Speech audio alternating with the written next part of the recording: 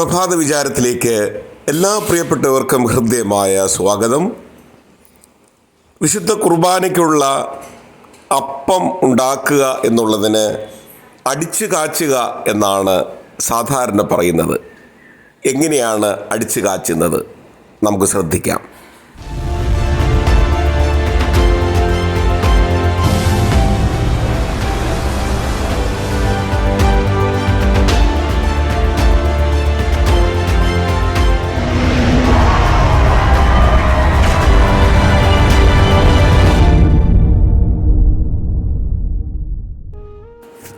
പരിശുദ്ധ സുറിയാനി സഭയുടെ പാരമ്പര്യത്തിൽ വിശുദ്ധ കുർബാനയ്ക്ക് ഉപയോഗിക്കുന്ന അപ്പം ലഹമോ എന്നാണ് അറിയപ്പെടുന്നത്. അത് ഉണ്ടാക്കിയെടുക്കുന്നത് ഒരു പ്രത്യേക രീതിയിലാണ്. വിശുദ്ധ കുർബാനയുടെ തലേ ദിവസം സന്ധ്യയ്ക്ക് കുർബാനയുടെ അപ്പത്തിന്, അതായത് ഹമ്മീറയ്ക്ക് മാവ് കുഴയ്ക്കുന്നു. ഇത് പുരോഹിതൻ തന്നെ പലപ്പോഴും നിർവഹിക്കുന്ന ഒരു ക്രമമാണ്.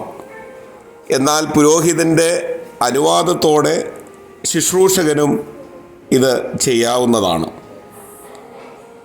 മാവ് കുഴയ്ക്കുമ്പോൾ സൂക്ഷിച്ചു വച്ചിരിക്കുന്ന പുളിപ്പ് അതിൽ ചേർക്കണം.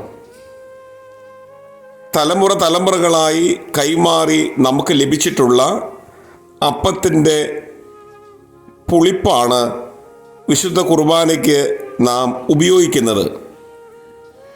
അപ്പോസ്തോലിക സഭകളെല്ലാം തന്നെ ഇങ്ങനെ പിന്തുടർച്ചയായി കിട്ടിയിട്ടുള്ള പുളിപ്പാണ് വിശുദ്ധ കുർബാനയ്ക്കായിട്ട് ഉപയോഗിക്കുന്നത്. ശുദ്ധമായതും നേരിയതുമായ ഗോതമ്പ് പൊടി, ശുദ്ധജലം, ഉപ്പ്, പുളിപ്പ്, ഒലീവ് എണ്ണ എന്നിവയാണ് ഹമ്മീറ ഉണ്ടാക്കുന്നതിന് ഉപയോഗിക്കുന്നത്.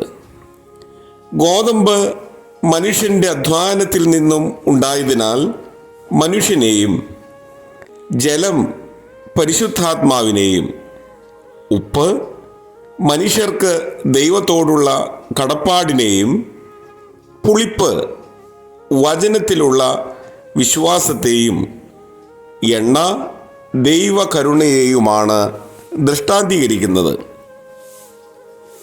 മനുഷ്യ ശരീരത്തിൻ്റെ മൂലഘടകങ്ങളായ പഞ്ചഭൂതങ്ങളെക്കുറിച്ച് നമുക്കറിയാം.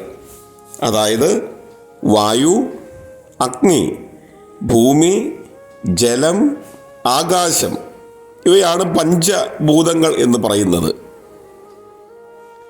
ഈ 5 ഘടകപദാർത്ഥങ്ങൾ ഈ അപ്പത്തിൽ ഉൾച്ചേരുന്നു എന്നുള്ളതാണ് ഏറ്റവും സവിശേഷമായിരിക്കുന്ന വസ്തുത. കുഴച്ച മാവ് ഒരു തടിയുടെ അച്ചിന്മേൽ പരത്തി അടിച്ചെടുത്ത് ഒരു വലിയ ചട്ടുകത്തിൻ്റെ മേൽ വെച്ച് ഹമ്മീറ ചുട്ടെടുക്കുന്നതാണ് സാധാരണ രീതിയിൽ പതിവായിട്ടുള്ളത്. തലേ ദിവസം കുഴച്ചു വെച്ച മാവ് കൊണ്ട് കുർബാന അർപ്പിക്കുന്ന ദിവസം രാവിലെയാണ് ഇങ്ങനെ കുർബാനയപ്പം ചുട്ടെടുക്കുന്നത്. പാരമ്പര്യമായി നമുക്ക് ലഭിച്ച പുളിപ്പ് ചേർത്തതിനാൽ ഹമ്മീറായും ശുദ്ധിയോടുകൂടി വേണം കൈകാര്യം ചെയ്യേണ്ടത്. കുർബാനയുടെ ആവശ്യം കഴിഞ്ഞ് ഹമ്മീറ ബാക്കിയുണ്ടെങ്കിൽ അവ ജനങ്ങൾക്കായി വീതിച്ച് നൽകുന്ന ഒരു പതിവാണ് സാധാരണ രീതിയിൽ ഉള്ളത്. കുർബാനാനന്തരം അത് അവർ അനുഗ്രഹത്തിനായി ഭക്ഷിക്കുന്ന ഒരു പതിവാണ് നിലനിന്ന് വന്നിരിക്കുന്നത്. അടിച്ചു കാച്ചുക എന്നാണ് ഈ അപ്പം ഉണ്ടാക്കുന്നതിന് സാധാരണ രീതിയിൽ പറയുന്നത്. അടിച്ചു കാച്ചുന്നതിന് മുമ്പ് കുഴച്ച മാവിൽ ഒരംശം എടുത്ത് അടുത്ത കുർബാനയ്ക്ക് ആവശ്യമായ പുളിപ്പായി സൂക്ഷിച്ച് വെക്കുകയും ചെയ്യുന്നു.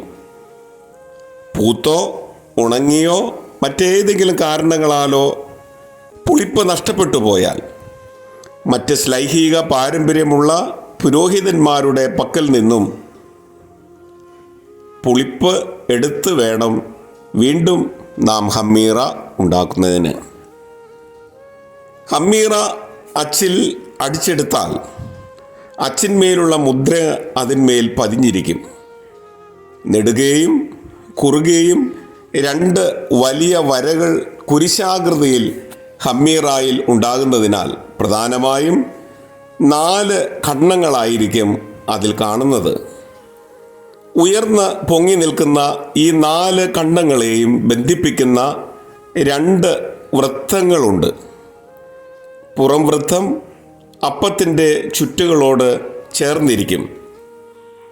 ഈ വൃത്തത്തിന് ചുറ്റും 72 ചെറിയ പൊട്ടുകൾ, അതായത് മണികൾ ഉണ്ടായിരിക്കും. പുറം വൃത്തത്തിൻ്റെയും അകം വൃത്തത്തിൻ്റെയും ഇടയ്ക്ക് 8 കുരിശുകൾ ഓരോ ഖണ്ഡങ്ങളിലും 2 വീതം ഉണ്ടായിരിക്കും. ഈ 8 കുരിശും അവയ്ക്ക് ഇടയിലുള്ള വരകളാൽ വിഭാഗിച്ചിരിക്കുന്നതായി നമുക്ക് കാണാം. അകത്തെ വൃത്തത്തിൻ്റെ ഉള്ളിലുള്ള 4 ഖണ്ഡങ്ങളിൽ 4 കുരിശു കൂടി നമുക്ക് കണ്ടെത്താനായിട്ട് സാധിക്കും. ഹമ്മീറായിൽ കാണുന്ന ഈ മുദ്രണങ്ങൾ അർത്ഥസമ്പൂർണമാണെന്ന് നാം ഓർത്തിരിക്കണം. നെടുകയും കുറുകയുമുള്ള കുരിശാകൃതിയിലുള്ള 2 നീണ്ട വരകൾ കർത്താവിനെയാണ് സൂചിപ്പിക്കുന്നത്. അപ്പം മുഴുവനും അവൻ്റെ ശരീരമാകുന്നു എന്ന് ഇത് സൂചിപ്പിക്കുന്നു. പുറം വൃത്തത്തിന്മേലുള്ള 72 മണികൾ 72 അറിയിപ്പുകാരെയാണ് ദൃഷ്ടാന്തീകരിക്കുന്നത്. വൃത്തത്തിനുള്ളിലുള്ള 12 കുരിശുകൾ 12 ശ്ലീഹന്മാരെ പ്രതിനിധാനം ചെയ്യുന്നു.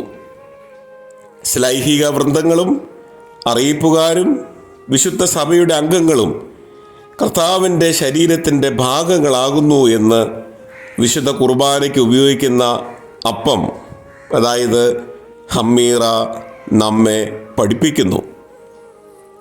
ഭൗമികരായ നമ്മെ കർത്താവ് തൻ്റെ ശിഷ്യന്മാരിൽ കൂടി വിശുദ്ധ മാമോദീസായാൽ സഭയിൽ ചേർത്ത് വിശ്വാസവും സ്നേഹവുമുള്ള ജനതയാക്കി തീർത്ത ദൈവ കൃപയെയാണ് ഈ അപ്പം പ്രതിനിധാനം ചെയ്യുന്നതെന്നും കൂടി സഭയുടെ പിതാക്കന്മാർ വ്യാഖ്യാനിക്കുന്നു. പല ഗോതമ്പ് ചെടികളിൽ നിന്നുണ്ടായ ഗോതമ്പ് മണികൾ പൊടിച്ചുണ്ടാക്കുന്ന അപ്പവും പല മുന്തിരിവള്ളിയിൽ നിന്നുണ്ടായ ഫലങ്ങൾ ചേർത്തുണ്ടാക്കിയ വീഞ്ഞും പല സ്വഭാവമുള്ള നാം സഭയിൽ ഒന്നായി തീരുന്നതിനെയാണ് ദൃഷ്ടാന്തീകരിക്കുന്നത്. ഹമ്മീറായിൽ കർത്താവിൻ്റെ 5 തിരുമുറിവുകളെ കാണിക്കുന്ന 5 കുത്തുകൾ പുരോഹിതൻ ഉണ്ടാക്കുന്നു. അവസാന തുള്ളി രക്തവും കുത്തിയൊഴുക്കപ്പെട്ട് ജീവൻ നീക്കപ്പെട്ട കർത്തൃശരീരമാണിത് എന്നാണ് ഈ കുത്തുകൾ സൂചിപ്പിക്കുന്നത്. മാംസവും രക്തവും വെവ്വേറെ ഇവിടെ യാഗമർപ്പിതമാകുന്നു എന്ന തിരുവെഴുത്താണ് ഇവിടെ നിവൃത്തിയായി തീരുന്നത്. ലേവ്യ പുസ്തകം 17-ാമത്തെ അധ്യായത്തിൻ്റെ 11-ാമത്തെ വാക്യത്തിലാണ് ഇത് നാം കാണുന്നത്. ദൈവം നമ്മെ അനുഗ്രഹിക്കട്ടെ. എല്ലാ പ്രിയപ്പെട്ടവർക്കും ശോഭനമായ ഒരു നല്ല ദിനം ആശംസിക്കുന്നു. ദൈവം നമ്മെ സഹായിക്കട്ടെ.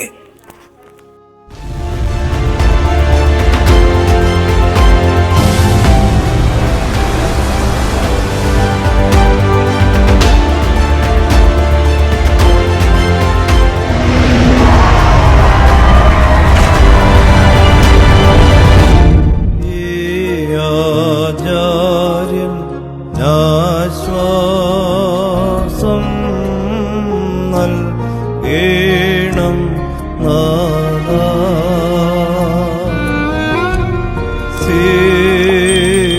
സിദ്ധന്മാർ